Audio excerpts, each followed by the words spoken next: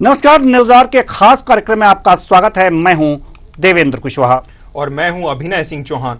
भोपाल की एक मस्जिद से हर हर मोदी घर घर मोदी के नारे लगाए गए। दरअसल अलीगंज हैदरी मस्जिद में बोहरा समाज ने बीजेपी प्रत्याशी आलोक शर्मा का स्वागत किया और पीएम मोदी के समर्थन में कई नारे लगाए। इस दौरान बोहरा समाज ने प्रधानमंत्री नरेंद्र मोदी और बीजेपी प्रत्याशी आलोक शर्मा के पोस्टर लहराए और बोहरा समाज ने एकजुट होकर अब की बार 400 पार मोदी है तो मुमकिन है जैसे नारे लगाए। आलोक शर्मा की मौजूदगी में मस्जिद परिसर में मोदी मोदी के नारे लगाए गए। बड़ी संख्या में बोहरा समाज के धर्मावलंबी मौजूद रहे। वहीं कांग्रेस का कहना है कि राजनीति के लिए धार्मिक दुरुपयोग करना बीजेपी के नेताओं की आदत में है। से ये कहते आए हैं और हमारी नीति है कि धर्म और राजनीति को अलग रहना चाहिए और धर्म को राजनीतिक आस्थाओं का दोहन करने का विषय नहीं बनाया जाना चाहिए और धर्म को राजनीति का औजार नहीं बनाया जाना चाहिए। चाहे मंदिर हो चाहे मस्जिद हो, ये राजनीतिक गतिविधियों के केंद्र नहीं है और धार्मिक आस्थाओं का दोहन करने वाले केंद्र भी नहीं है। सबका साथ सबका विकास और सबके विश्वास के मूल मंत्र से चलेंगे तो धर्म समुदाय बहुत पीछे रह जाते हैं, देश आगे होता है। मोदी जी के नेतृत्व में जितनी भी जनहितैषी योजनाएं बनी उसका एक बड़ा लाभार्थी वर्ग अल्पसंख्यक वर्ग रहा। ऐसे में जो वोट बैंक का जो एक ताला कांग्रेस ने लगा रहा था वो टूट चुका है और अब हर समुदाय और विशेषकर उस अल्पसंख्यक समुदाय के मन में भी अब मोदी बसते हैं। ये तुष्टीकरण की राजनीति पे करारा तमाचा है और संतुष्टीकरण की राजनीति की जीत है। अब की बात अब मोदी है तो अब की बात अब मोदी है तो अब की बात और ये जो मस्जिद में नारे लगाने की बात सामने आ रही है, मोदी मोदी के नारे लगाए जा रहे हैं, इसको बीजेपी कह रही है कि तुष्टीकरण की राजनीति का ये अंत है। हर वर्ग हर समाज के लोग मोदी को प्रिय लगने लगे हैं और इसलिए ये नारे लगाए जा रहे हैं। वहीं कांग्रेस कहती है कि जो बीजेपी है ये धर्म का गलत इस्तेमाल करने के गुर इसमें है और लगातार धर्म का गलत इस्तेमाल करती आ रही है और ये यहाँ पर की है। बात अगर जो करें चुनाव की, तो चुनाव के दौरान चुनाव आयोग ने बहुत सारे ऐसे नियम बनाए हैं जिसमें उन्होंने एक चेतावनी भी दी है। कुछ चेतावनी जो जारी की है उस चेतावनी में ये भी है कि किसी भी धार्मिक स्थल का चुनाव में प्रचार के लिए इस्तेमाल नहीं किया जा सकता। तो अगर मस्जिद है तो एक सवाल ये भी उठता है कि अगर मस्जिद में मोदी मोदी के नारे लगाए गए और किसने लगाए, अगर पार्टी के कार्यकर्ताओं ने लगाए तो सवाल उठता है। चेतावनी चुनाव आयोग की भी है। साथ ही साथ अगर जो ये देखा जाए कि अगर पार्टी के कार्यकर्ताओं ने ये नहीं लगाए, वहां जाने वाले धर्मावलंबियों ने लगाए और उस धर्म को मानने वालों ने मोदी मोदी के नारे लगाए या मोदी है कि मुमकिन है के नारे लगाए, तो बात समझ में आती है। हाँ, ये बात अलग है कि यहां पर बीजेपी के प्रत्याशी मौजूद थे, तो ये देखना होगा कि जो बोहरा समाज के लोगों ने इनका स्वागत किया, इन्हें बुलाया या बिन बुलाए वहां पहुंचे, उनका स्वागत किया गया और मोदी मोदी के नारे लगाए गए। ये तमाम बातें हैं जो जाननी हैं और जो समझनी हैं और क्या वास्तव में ये चुनाव आयोग की चेतावनी का उल्लंघन है, जो कि उसने चेतावनी दी थी कि किसी भी धार्मिक स्थल का प्रयोग चुनाव प्रचार के लिए नहीं किया जाना चाहिए, तो क्या वो भी है? ये तमाम बातें हैं और इन तमाम बातों पर आज हम चर्चा करेंगे। और तो चुनाव, ये जो चुनाव का दौर चल रहा है इसमें तमाम ऐसे मामले आते रहेंगे। चुनाव आयोग ने ये भी बातें कही हैं कि भड़काऊ बयान नहीं जारी होने चाहिए, जनता को भ्रम की स्थिति जनता में नहीं लानी चाहिए और तमाम ऐसे बात हैं। लेकिन आज जो हमारे चर्चा का विषय है वो चर्चा का विषय यह है कि मस्जिद में मोदी मोदी के नारे लगे, तो क्या है ये मामला, क्यों लगाए गए नारे, क्या धार्मिक स्थल का इस्तेमाल किया गया बीजेपी प्रत्याशी के द्वारा या फिर कुछ और और जिस मुद्दे पर हम चर्चा करेंगे, चर्चा के लिए हमारे साथ जो मेहमान जुड़े हुए हैं उनसे आपका परिचय करा दें। घनश्याम पिरोनिया जी, पूर्व विधायक बीजेपी, बहुत बहुत स्वागत है आपका हमारे इस कार्यक्रम में। साथ ही साथ प्रियदर्शन गौर जी, पूर्व महासचिव मध्य प्रदेश कांग्रेस, आपका भी बहुत बहुत स्वागत है हमारे इस कार्यक्रम में। और साथ ही साथ ए एल द्विवेदी जो वरिष्ठ पत्रकार हैं, आपका भी बहुत बहुत स्वागत है। चर्चा की शुरुआत करेंगे। चर्चा की शुरुआत हम कांग्रेस, एमपी कांग्रेस पूर्व महासचिव प्रियदर्शन गौर जी आपसे करना चाहेंगे। मोदी के नारे लगे, बताया जा रहा है कि मस्जिद में लगा, किस रूप में देख रही है कांग्रेस इसे? देखिए, राजनीति में धर्म का समावेश करना न किसी व्यक्ति के लिए, किसी दल के लिए, बल्कि देश के लिए खतरनाक है। मस्जिद के अंदर हो, मंदिर के अंदर हो, कहीं भी कोई दल विशेष के नारे, किसी व्यक्ति विशेष के नारे लगे, ऐसा मैं नहीं समझता हूं कभी आज तक हुआ हो। ये निश्चित रूप से मोदी है तो मुमकिन है। ये ही मुमकिन है कि धर्म की आड़ लेकर के मंदिर और मस्जिद के अंदर इस तरह के नारे लगा करके और प्रचार करना, चुनाव आयोग क्या देख नहीं रहा है? सवाल ये है इस ना पे कि कार्रवाई करनी यहाँ चाहिए। पर मोदी हैं तो मुमकिन है, 400 पार के जो नारे लगे हैं, ये किसने लगाए? क्या बीजेपी के कार्यकर्ताओं ने लगाए? देखिए, सवाल ये नहीं है कि नारे किसने लगाए। नारे उस समय लग रहे थे जब प्रत्याशी वहां पर थे, उनके समर्थक लगा रहे थे या वहां उपस्थित लोग लगा रहे थे। पहली बात तो अगर प्रचार करना है तो प्रचार करने के लिए मस्जिद के बाहर नमाज अदा करके लौटते हुए धर्मावलंबियों से मिलकर के उनके बीच में प्रचार किया जाता है। मस्जिद के अंदर कभी नहीं किया जाता है।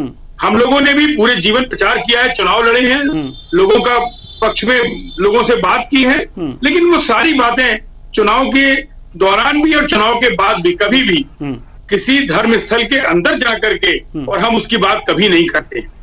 कांग्रेस के लोगों ने हमेशा मस्जिद के बाहर खड़े होकर के हाथ जोड़ करके और लौटते हुए धर्मावलंबियों से बात की है। यही उसका एक तरीका है और लोकतंत्र में इसी की एक छूट दी जा सकती है जी, लोकतंत्र में। लेकिन जो कुछ भोपाल में हुआ है वो निश्चित रूप से निंदनीय है। घनश्याम पिरोनिया जी, पूर्व विधायक बीजेपी, हम आपके पास आना चाहेंगे और सवाल वही है कि इन्होंने निंदा की है इस काम की। देखिए, भारतीय जनता पार्टी ये एक बड़ा दल है और चुनाव आयोग द्वारा जो अर्हताएं, जो नियमावली बनती है, वो प्रत्याशी और भारतीय जनता पार्टी के कार्यकर्ता उसका वचनबद्ध पालन भी करते हैं, आगे भी करेंगे। और अभी आदरणीय हमारे धैर्यवर्धन जी कह रहे थे कि ये तो हमेशा ऐसा ही काम करते हैं। भैया, आपको अपनी जिलेवार में भी झांक के देखना। अब आप लोग और आपके नेता जनेऊ धारण कर लेते हैं, तब आप और आपके नेता टोपी धारण कर लेते हैं, तब कौन सा अंग वस्त्र पहन लेते हैं, तब कौन सा जो है वो इस प्रकार का वातावरण निर्मित करते हैं। ये आपका रहा है। हम लोग तो पालन करने वाले लोग हैं। और वहां पर जो आपने कहा कि नारे किसने लगाए, तो भाई वो जो उनका कार्यक्रम था, और हो सकता है कि वो परिसर के अंदर ही हॉल हो, लेकिन वहां पर जाकर के और अगर मोदी की जय जयकार, मोदी के कार्यों का गुणगान, मोदी जी ने जो देश की एकता और अखंडता, सबका साथ और सबका विकास और सबका विश्वास लेकर के देश को विकसित राष्ट्र के रूप में निरूपित करने का जो लक्ष्य रखा है, और लोग उनका अगर वाहवाही कर रहे हैं और कांग्रेस की नहीं कर रहे हैं, तो कहीं ना कहीं कांग्रेस के लोगों के पेट में दर्द हो रहा होगा। इस बात चलिए, क्या धार्मिक स्थल ही मिल रहे हैं आपको? धार्मिक स्थल ही मिल रहे हैं। ठीक है, हम आपके पास आएंगे, वरिष्ठ जी, मैंने कहा आपको भी तो मिलता है। आप क्यों इस प्रकार के वो करते हैं? तब चल, ठीक है, हम आएंगे आप लोगों के पास। आपकी आवाज थोड़ा साफ नहीं आई। जी बिल्कुल, ये दुरुस्त करा देंगे। तब तक हम आ रहे हैं, धैर्य रखिए प्रियदर्शन जी, धैर्य रखिए, हम आपके पास आ रहे हैं। वरिष्ठ पत्रकार एल त्रिवेदी जी, एल त्रिवेदी जी, मस्जिद में मोदी के नारे लगाने की बात सामने आ रही है। वास्तव में अगर जो चुनाव आयोग और आचार संहिता की दृष्टि से देखा जाए तो क्या यह जायज है, क्या यह सही है, या फिर कुछ और बातें? देखिए, निश्चित तौर पर ये अभी जिस प्रकार से लोकतंत्र का पर्व चल रहा है और कहीं ना कहीं लोकतंत्र का ये बहुत महापर्व है, इसमें चुनाव आयोग की एक जिम्मेदारी बन जाती है और उसको अपनी जिम्मेदारी का निर्वहन करना है। धार्मिक स्थल पर क्या नारे लग रहे हैं, क्या नारे नहीं लग रहे हैं, रास्तों में, सभाओं में, ये सब इसका इन्वेस्टिगेट करना, इसको जांच करना और एक कोड ऑफ कंडक्ट को लागू कराना सख्ती से, ये सब निर्वाचन आयोग का कार्य होता है। उनके अधिकारियों को लगातार जाकर देखना चाहिए, चाहे वह रैली हो, चाहे वह सभा हो या अन्य जगह पर, क्या किस प्रकार से आचरण जो कैंडिडेट है, जो उम्मीदवार है, जो अपना पर्चा दाखिल कर रहा है, उसका क्या आचरण है, इसके लिए भी लगातार उनको निष्पक्ष जांच करते रहना चाहिए। और निष्पक्ष जांच चुनाव आयोग करता भी रहता है समय समय पर। कहीं ना कहीं ये जो मामले होते हैं, इनमें चुनाव आयोग लगातार सचेत करता रहता है उम्मीदवारों को और हिदायत भी देता है कि आने वाले भविष्य में आप इस प्रकार की जो नीति है उसको ना दोहराएं। जी हमारे सहयोगी अभिनय प्रश्न करना चाहेंगे प्रियदर्शन जी से। जी प्रियदर्शन जी, आपसे मेरा सवाल रहेगा कि नोट लेने के लिए, नोट लेने वाली जो नोट देने की बात है, माफ कीजिएगा, हम आपको बता दें कि नारे तो मस्जिद में लगे, नारे लगे, अब आगे क्या? कांग्रेस का अगला कदम क्या होगा? अगर मस्जिद में नारे लगे और आपकी दृष्टि से यह सही नहीं है तो फिर आगे क्या? देखिए, कांग्रेस हमेशा हर चीज को जनता के सामने ले जाती है और जनता से बड़ा कोई न्यायालय नहीं है। हमारी आस्था, हमारा विश्वास जनता पर है और हमने पहले भी देखा है कि जो कुछ भी गलतियां भारतीय जनता पार्टी के दबाव में अधिकारी करते हैं या कोई इस तरह के धर्म में फंसे हुए लोग कर देते हैं, उसका अंजाम जब सुप्रीम कोर्ट तक जाता है तो वहां से फैसला उनके खिलाफ भी हुआ। चंडीगढ़ का मामला हमारे सामने रहा है। इसका यह मतलब नहीं है कि चुनाव आयोग को या दूसरे अधिकारियों को पीछे करते हुए और उनकी दिशा निर्देशों का पालन न करते हुए और कोई भी मनमानी की जाए। कांग्रेस ऐसे सभी मुद्दों पर चुनाव आयोग के पास जाएगी, उनसे शिकायत करेगी और उनसे ये बात कहा जाएगा कि आप इस तरह के मामलों में कड़ी कार्रवाई करिए ताकि भविष्य में कहीं भी किसी भी जगह पर राजनीति के आड़ में धर्म का उपयोग न किया जाए। धर्म का अगर उपयोग राजनीति में किया जाएगा तो कैसे ये देश चलेगा? कांग्रेस धर्मनिरपेक्ष राजनीति करने वाली पार्टी है और उससे 70 सालों से कांग्रेस जो राज करके आ रही है, जिसके लेकर के भाजपा हल्ला मचाती रहती है कि कांग्रेस ने क्या किया, कांग्रेस ने क्या किया। कांग्रेस ने आपसी भेदभाव को मिटा करके एक सद्भाव और सदाचार का वातावरण बनाया है इस देश में और इसलिए यह देश आज आगे चल रहा है, तरक्की कर रहा है। अगर हम धर्म की आड़ में इस तरह की चीजें पैदा करेंगे, वैमनस्यता पैदा करेंगे और फिरका परस्त और धर्म विरोधी ताकतों को आगे बढ़ाएंगे तो निश्चित रूप से देश आगे नहीं बढ़ पाएगा। चुनाव जैसे मौके पर, ठीक है प्रियदर्शन जी, जब लोकतंत्र का सबसे बड़ा एक त्योहार है ये और उसमें अगर इस तरह की चीजें किसी भी दल द्वारा की जाती है तो निश्चित रूप से उसको कदापि इस देश की जनता स्वीकार नहीं करेगी, कांग्रेस पार्टी स्वीकार नहीं करेगी। ठीक, प्रियदर्शन जी, हम आपके पास वापस आएंगे। फिलहाल के लिए मेरा सवाल घनश्याम जी से रहेगा।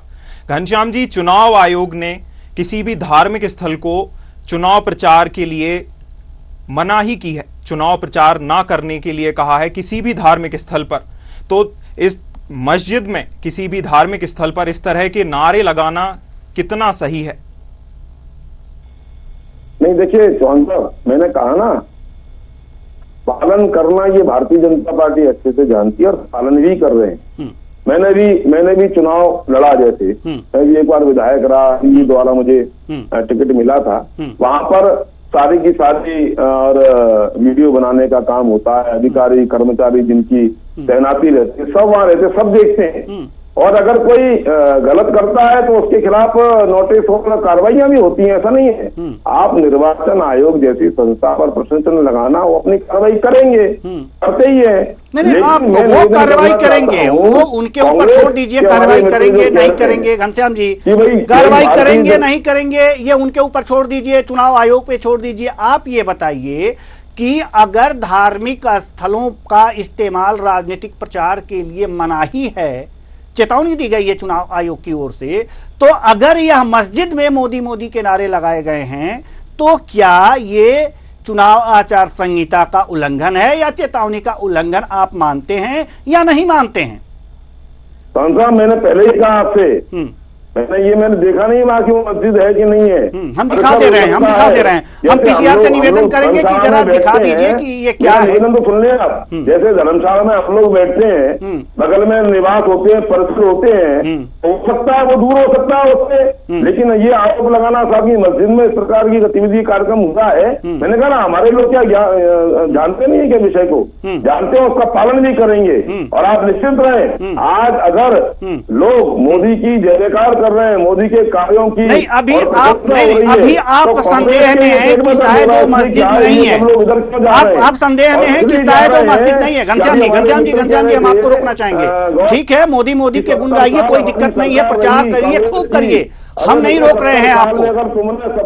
सर ठीक, अरे मेन मुद्दे पे आइए ना सर, मेन मुद्दे पे आइए। आप संदेह व्यक्त कर रहे हैं कि वो मस्जिद नहीं है, शायद आप ये कहना चाहते हैं वो मस्जिद नहीं है, शायद ये कहना चाहते हैं आप जहां पर मोदी के नारे। जैसे हम लोग कहीं निवास करते हैं, पास में कोई धार्मिक स्थल होता होगा, उसके बगल में रहने का या उनके बैठक करने का या वही बात कार्यस्थल होते होंगे, शायद वहाँ कार्यक्रम हुआ होगा। मुझे वहाँ पता नहीं कि वो मस्जिद में कार्यक्रम हो रहा है या कहाँ हो रहा है, लेकिन हो सकता है उसके बगल में कोई ऐसा कार्यक्रम स्थल हो जो धार्मिक स्थल से दूर हो सकता है।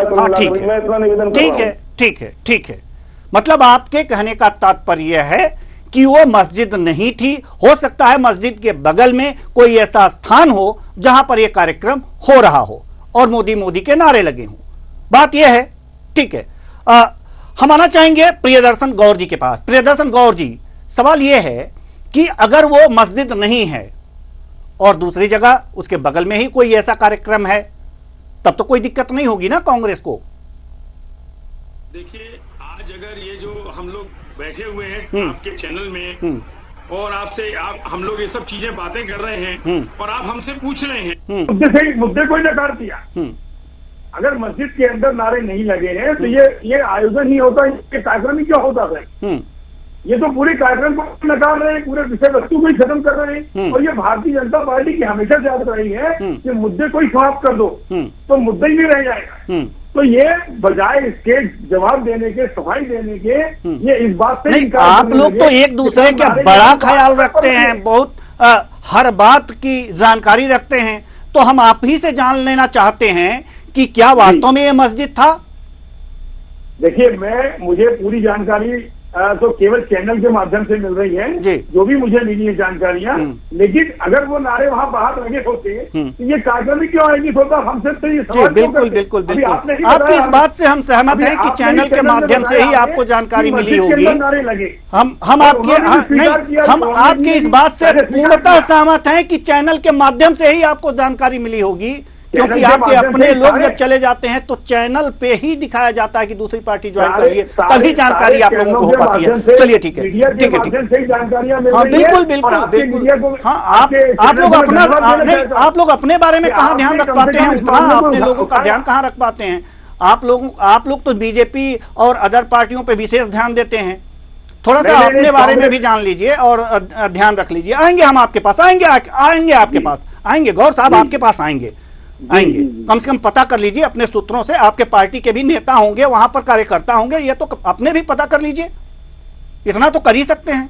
चलिए हमें तो जानकारी है और हमें जो जानकारी मिली उसके अनुसार मैं आपसे बात तो गर्व तो सीना ठोक के कहिए ना कि हाँ मस्जिद में हुआ है, कैसे भी इस वस्तु को भटका सकते हैं। ये बताइए, हमारे बीजेपी आपने जब शुरुआत की आपने बताया और हमारे साथी पूर्व विधायक जी ने भी स्वीकार किया कि हुआ है, अगर तो उसकी जांच कराएंगे। उनको भी जानकारी नहीं है, अब वो अंदाज लगा रहे हैं कि मस्जिद के बाहर किसी धर्मशाला में हुआ। तो भाई आप अरे उनको जानकारी होगी तभी वो पूरी बात नहीं कहेंगे, क्योंकि उनको तो बचाव करना है अपनी पार्टी का, आपको तो बचाव नहीं करना है ना, आपको तो पूरी जानकारी रखनी चाहिए।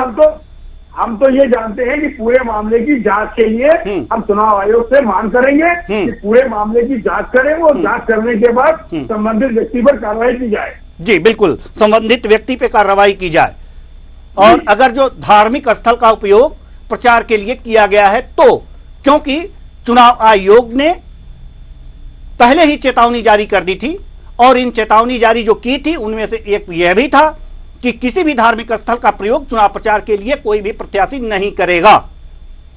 चलिए एल द्विवेदी जी, हम आपके पास आना चाहेंगे। एल द्विवेदी जी, सवाल यहां पर यह है कि वास्तव में अगर जो देखा जाए यहां के प्रवक्ता जो भी यहां पर पार्टी से आए हैं लोग, पूर्व विधायक जी आए हैं, पूर्व महासचिव आए हैं कांग्रेस से, पूर्व विधायक जी बीजेपी से आए हैं, इन लोगों की बातों में अगर मगर ज्यादा है।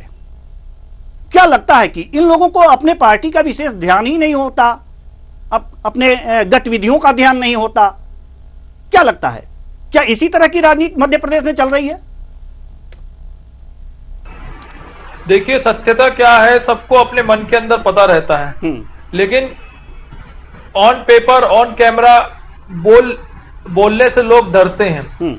क्या सत्य है क्या है सबको बहुत क्लियर कट फेस में सब क्लियर कट होता है, लेकिन झूठ आरोप प्रत्यारोप का दौर राजनीति में लगातार चलता है, लेकिन ये स्वच्छ राजनीति की परिभाषा नहीं है। जैसे आपने अभी वॉशिंग मशीन वाला जो प्रकरण है उसमें भी लगातार भारतीय जनता पार्टी की लगातार आप देखने में आलोचना मिल रही है, विपक्ष लगातार आरोप लगा रहा है कि जिस प्रकार से लोग टूट के भारतीय जनता पार्टी में आए हैं तो वह वॉशिंग मशीन में तुरंत आकर के बिल्कुल पवित्र हो गए। लेकिन सबको सत्यता पता है कि क्या सही है और क्या गलत है। चाहे महाराष्ट्र में अशोक चौहान को लेकर देख लीजिए या जो और भी वरिष्ठ जितने भी अदर पार्टी के नेता थे, वह उन्होंने अपनी पार्टी छोड़ के तुरंत वह दूसरी पार्टी में गए, तुरंत उनको वहां सदस्यता मिली और उसके बाद लगातार वह चुनाव भी लड़ रहे हैं, उम्मीदवारी भी हो रही है। ये सबको जग जाहिर है, सब देख रहे हैं, लेकिन ऑन कैमरा ऑन चीजों को बताने में लोग कहीं ना कहीं थोड़ा हिचकिचाते हैं। तो कुछ भी हो सकता है, उनकी मर्यादाएं होती है, पार्टी लाइन का एक फोरम होता है जिसमें वह कहना नहीं चाहते, लेकिन सत्यता क्या है सबको अपने भीतर में पता होती है, क्योंकि जो अपना जो भीतर है वो एक दर्पण है, दर्पण में आपको स्थिति बिल्कुल स्पष्ट हो जाती है और पत्रकारिता भी एक दर्पण का ही रूप दर्पण का ही स्वरूप है। बिल्कुल। एक सवाल और आपसे कहेंगे, उसके बाद से हम विधायक जी के पास, पूर्व विधायक जी के पास जाएंगे। सवाल यहां पर यह है कि अगर जो देखा जाए कि बीजेपी से अल्पसंख्यक वर्ग पहले खिंचा रहता था, सभी जानते हैं। पूर्व विधायक जी, मैं गलत नहीं कह रहा हूं, और अगर मैं गलत कहूं तो आप भी टोक दीजिएगा, प्रियदर्शन गौर जी। तो पहले अल्पसंख्यक वर्ग बीजेपी से खिंचा रहता था। आज अगर मस्जिद या मस्जिद के बगल में जो भी हो, वहां पर इस तरह के कार्यक्रम हो रहे हैं और जो अल्पसंख्यक वर्ग है मोदी के नारे लगा रहा है, तो इसे क्या कहा जाए? कि अभी जो बीजेपी के प्रवक्ता ने अभी बाइट में बताया है कि तुष्टीकरण की राजनीति को अलग करके मोदी की लोकप्रियता अल्पसंख्यकों में भी बढ़ती जा रही है, क्या इसे मान लिया जाए? द्विवेदी साहब, देखिए, जो भी सरकारें होती हैं वह जनता की सेवा के लिए अपनी आती हैं और वो चाहती हैं कि जो भी उनकी योजनाएं हैं वह जनता से मिले। उसमें कोई भी जो पक्षीय दल होता है, जो सरकारें चलाता है, जो सरकार चलती है, वह कहीं पर भी किसी भी प्रकार का भेदभाव नहीं करती। उसका कारण ये होता है कि वह चाहते हैं कि योजनाओं का लाभ पूरा धरातल पर मिले। अब दूसरी बात, आपकी जो तुष्टीकरण की बात आप कह रहे हैं या फिर आप अन्य एक विशेष वर्ग की बात कर रहे हैं, तो कहीं ना कहीं जिस प्रकार से मोदी गवर्नमेंट ने पिछले कई वर्षों में काम किए हैं, चाहे वह 3 तलाक का मामला हो, चाहे धारा 370 का मामला हो, ऐसे कुछ मुख्य मुद्दे थे जिनको, जो एक बहुत ही जटिल मुद्दे थे जिनको कई पूर्व सरकारें हल नहीं कर पाई, लेकिन इस सरकार ने फ्रंट फुट पे आकर जब उनको हल किया तो कहीं ना कहीं लोगों में आत्मविश्वास बढ़ा, उनको ऐसा लगने लगा कि शायद यही एक ऐसी सरकार है जो हमारे हितों का ख्याल रख रही है या हमारे हितों का फैसला ले रही है। इसीलिए कहीं ना कहीं कुछ विशेष वर्ग जो होते हैं वे कहीं ना कहीं ऐसी सरकारों से आकर्षित हो जाते हैं और आने वाले समय में कहीं ना कहीं वे कोशिश करते हैं कि सरकारें ऐसी कोशिश करती हैं कि उनको योजनाओं का लाभ मिले। जो भी बिल पास हुए हैं, जो भी कहीं ना कहीं जिस प्रकार से जो विधेयक पास हुए हैं, जो बिल बड़े बड़े पास हुए हैं, उनका कहीं ना कहीं जो जनता है उसको लाभ मिल पाए। बिल्कुल AL द्विवेदी जी, जैसा कि आपने बताया कि मोदी की योजनाओं का लाभ मुसलमानों को, अल्पसंख्यकों को मिल रहा है, इसको लेकर मुसलमान मोदीमय होते जा रहे हैं। तो मेरा सवाल, अगला सवाल मैं प्रियदर्शन गौर जी के पास जाना चाहूंगा। प्रियदर्शन जी, इसका मतलब ये है कि कांग्रेस मुसलमानों का विश्वास खोती जा रही है? देखिए, ये कहना गलत है कि कांग्रेस किसी का विश्वास कांग्रेस तो हमेशा हर धर्म और सभी मजहबों के साथ मिलकर के चलने वाली पार्टी है। कांग्रेस में कभी कोई धर्म हावी नहीं हुआ है और न ही कभी कोई धार्मिक भावना हावी हुई है। एक धर्मनिरपेक्ष और गैर सांप्रदायिक पार्टी है कांग्रेस पार्टी। कांग्रेस पार्टी एक पार्टी भर नहीं है, कांग्रेस तो एक आंदोलन है। और जो इस देश को आगे बढ़ाने के लिए जो शुरुआत महात्मा गांधी और पंडित जवाहरलाल नेहरू के समय से की गई है, उसको लेकर के हम आगे बढ़ते आ रहे हैं और आज भी हम उस पर कायम हैं। अगर कांग्रेस भी चाहती तो वो भी किसी एक व्यक्ति विशेष या किसी धर्म विशेष के साथ चल करके और कोई मजहबी नारे लगा करके या किसी वाद में फंस करके और धार्मिक उन्माद की भावनाएं भड़का करके और कुछ भी सत्ता हासिल करने का रास्ता अख्तियार कर सकती थी, लेकिन कांग्रेस कभी इस रास्ते पर चली नहीं। यहाँ तक कि कांग्रेस ने खरीद फरोख्त तक का रास्ता नहीं अपनाया। आज ये मध्य प्रदेश के लोग इस बात को अच्छे से देख रहे हैं। कमलनाथ जी की सरकार थी और उसके बाद 15 महीने बाद वो सरकार गिरा दी गई। कांग्रेस भी चाहती तो उन विधायकों के साथ खरीद फरोख्त कर सकती थी, लेकिन कांग्रेस ने वो नीति नहीं अपनाई और कांग्रेस ने उनको छोड़ दिया और उसके बाद सरकार गिर गई और कांग्रेस ने विपक्ष में बैठ करके पूरा समय निकाला है। तो कांग्रेस पार्टी की कभी ये नीति नहीं रही है कि किसी धर्म के साथ जुड़ करके, किसी व्यक्ति विशेष के साथ जुड़ करके और या किसी व्यक्ति को महिमामंडित करते हुए और आगे की राजनीति करे, बल्कि इस देश के गरीब जनता के साथ आदिवासी और जो हमारे हरिजन भाई हैं उनको सबको साथ लेकर के सर्वजन हिताय सर्वजन सुखाय का नारा देते हुए, नहीं, सबको साथ लेकर के चलिए और सबको साथ लेकर के चलने पर ही भलाई होती है किसी भी पार्टी की। लेकिन जो ये सम्मेलन ये कहा जा सकता है या जो भी यहाँ पर मोदी मोदी के नारे लगे हैं, उससे लग रहा है कि अल्पसंख्यक वर्ग भी थोड़ा सा खींचा चला आया है। कौन सा मंत्र दे दिए, कौन सा मंत्र दे दिया हमारे पूर्व विधायक जी घनश्याम पिरोनिया जी, कौन सा मंत्र दे दिया कि अल्पसंख्यक भी अब आपके साथ हो लिए? कांग्रेस के कार्यकर्ता तो साथ हो ही लिए हैं। नारे कौन लगा रहा था? जी जी, नारे कौन लगा रहा था? दिखा देते हैं, हमारे पास वीडियो है सर, दिखा देते हैं। अल्पसंख्यक वर्ग के लोग ही दिखा रहे हैं। हाँ, PCR से निवेदन करेंगे कि हमारे मेहमान को जरा ये तस्वीरें दिखा दी जाए जो नारे लगाए जा रहे हैं, नारों के साथ, एम्बियंस के साथ। जी, अब की बात मोदी है तो मोदी है तो अब की बात मोदी है तो ठीक है, मोदी है तो ठीक है, सुन लिया आपने। ये हाथ जो उठ रहे हैं अब की बार 400 पार मोदी है तो मुमकिन है, ये हम और आप जाकर के नहीं लगाए हैं, हम और आप जाकर के वहां नहीं लगाए। जी हाँ, बताइए, कुछ कह रहे थे आप? जी गौर साहब, आप कुछ कह रहे थे? नहीं, मैं ये कह रहा था कि ये वीडियो आपने दिखा के ये बता दिया कि नारे तो वहाँ लगे हैं। हाँ, पहले ये प्रश्न पिरोनिया जी की नारे वहाँ नहीं लगे। हम शुरू में भी दिखाए थे, शायद आप देख नहीं पाए। वीडियो से साबित हो रहा है कि नारे वहाँ लगे। हाँ, नारे लगे हैं और अल्पसंख्यक वर्ग के लोगों ने लगाए हैं, अल्पसंख्यक वर्ग के लोगों ने लगाए हैं, जिनपे आपका कभी एकाधिकार रहता था। दलित वर्ग आपके वोटर थे, अल्पसंख्यक वर्ग आपका वोटर था। लेकिन वही बात हम कह रहे हैं, अब आगे ये तो जांच का विषय है। आप जाएंगे चुनाव आयोग, नहीं जाएंगे, ये आपका काम है, शिकायत करेंगे नहीं करेंगे। लेकिन ये चीजें क्या दर्शाती हैं? ये चीजें क्या दर्शाती हैं? जी, और सवाल तो हमने घनश्याम पिरोनिया जी से पूछा था, आपके अनुरोध पर हमने वो वीडियो चला दिया। कौन सा नवरात्रि में कौन सा मंत्र लगा दिया आप कि अल्पसंख्यक कांग्रेस के कार्यकर्ताओं को तो आप रोजाना थोक के भाव बीजेपी ज्वाइन करा ही रहे हैं, अल्पसंख्यक लोग भी अब मोदी मोदी के नारे लगा रहे हैं। देखिए चौहान साहब, मैं तो प्रारंभ से कह रहा हूँ कि केंद्र की नरेंद्र मोदी सरकार की जो जन हितैषी योजनाएं और हमारा जो नारा है सबका साथ और सबका विकास, सबका विश्वास, तो कहीं ना कहीं मोदी जी ने सबका विश्वास अर्जित किया है और उसी का ये जो उदाहरण सामने दिख रहा है कि सभी लोग मोदी है तो मुमकिन है, इस बात को ये सब लोग बोल रहे हैं। और मैं निवेदन करना चाहता हूँ, देखिए जैसा अभी हमारे द्विवेदी जी बता रहे थे कि चाहे 3 तलाक का मामला हो, चाहे 370 का मामला हो, ये सब कहीं ना कहीं इस बात का द्योतक है कि हमने सबका विश्वास अर्जित करने का प्रयास किया है।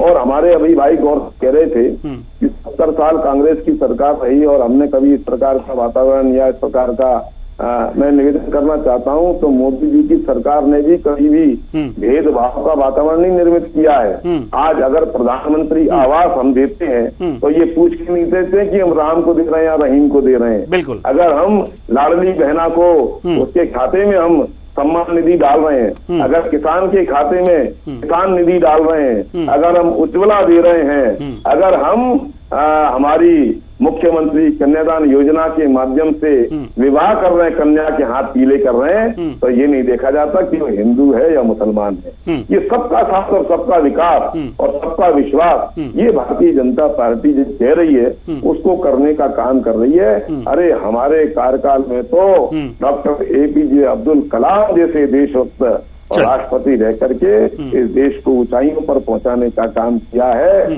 गौर साहब, इस देश की परंपरा रही है, इस देश में रहीम और अस्खान हुए, और अस्खान जिन्होंने ये कहा, अच्छी बात है, अच्छी बात है सर, अच्छी बात है। हमारे पास समय बिल्कुल भी नहीं है, हमारे पास समय बिल्कुल भी नहीं है, हमारे पास समय बिल्कुल भी नहीं है। आप सबका साथ और सबका विकास कराना आप करिएगा, लेकिन तब ये संभव होगा जी घनश्याम जी, ये तब संभव होगा जब ये मस्जिद नहीं होगा, जब ये मस्जिद, सुनिए, जब ये मस्जिद में मोदी मोदी के नारे लगे होंगे, अगर ये स्थल मस्जिद में, ये स्थल मस्जिद होगा जहां मोदी मोदी के नारे लगे हैं, तो ये चुनाव आयोग के चेतावनी का उल्लंघन है। बाकी सबका साथ सबका विकास कर लीजिए, लेकिन धार्मिक स्थलों का प्रयोग वर्जित है, और यह भी ध्यान में रखा कीजिए अगर है तो। फिलहाल समय इजाजत नहीं देता कि हम इस चर्चा को और आगे बढ़ाएं। बहुत बहुत धन्यवाद तीनों मेहमानों को, आप आए और अपने अपने विचार साझा किए। तो कुल मिलाकर के देखा जा सकता है मस्जिद में मोदी मोदी के नारे लगे, लेकिन वास्तव में यह चीज दर्शाता है कि अल्पसंख्यक वर्ग में भी बीजेपी थोड़ी सी पैठ बनाने लगी है। लेकिन इसके साथ ही चुनाव आयोग की वो चेतावनी क्या बीजेपी ने नजरअंदाज कर, क्या वो मस्जिद था जहां पर मोदी मोदी के नारे लगे, अल्पसंख्यक वर्ग के लोगों ने लगाए? ये सवाल है और इसका जवाब कांग्रेस या विपक्षी पार्टी जरूर खोजेंगे, लेकिन ये चीज दर्शाता है कि बीजेपी की पैठ अल्पसंख्यक वर्ग में चली गई। फिलहाल इस कार्यक्रम में इतना ही। मुझे मेरे सहयोगी अभिनय के साथ दीजिए इजाजत। नमस्कार।